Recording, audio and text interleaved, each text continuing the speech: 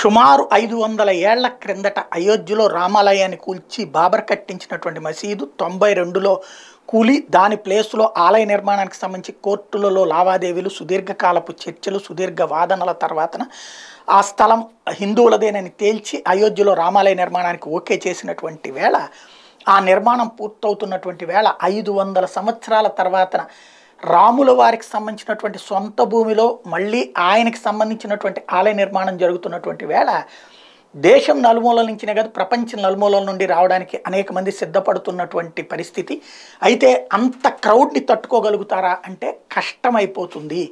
వసతి కల్పించడం కష్టమవుతుంది. ఆ తర్వాత అక్కడికి వచ్చిన వాళ్ళు ఇబ్బందులు పడతారు. కాబట్టి అందరూ రావద్దు, మీ ప్రాంతాల్లో ఏర్పాట్లు చేసుకోండి అని రామ జన్మభూమికి సంబంధించినటువంటి ట్రస్ట్ కోరుతోంది. ఉత్తరప్రదేశ్లోని అయోధ్యలో రామ మందిరం ప్రారంభం నేపథ్యంలో ఏర్పాట్లు శరవేగంగా జరుగుతున్నాయి. 2024 జనవరి 22 జరగనున్న ఈ కార్యక్రమానికి భారీ స్థాయిలో భక్తుల తరలి వచ్చే అవకాశం ఉందని అంచనా వేస్తున్నారు. ఈ మేరకు తగిన ఏర్పాట్లు చేస్తున్నారు. మరోపు ఈ కార్యక్రమానికి భక్తులు పెద్ద ఎత్తున తరలి రావద్దు అని రామ మందిర్ ట్రస్ట్ కార్యదర్శి చెంపత్రాయ్ విజ్ఞప్తి చేశారు. నగరంలో రద్దీ నివారించడం కోసమే తాము ఈ విజ్ఞప్తి చేస్తున్నట్టు చెప్పారు.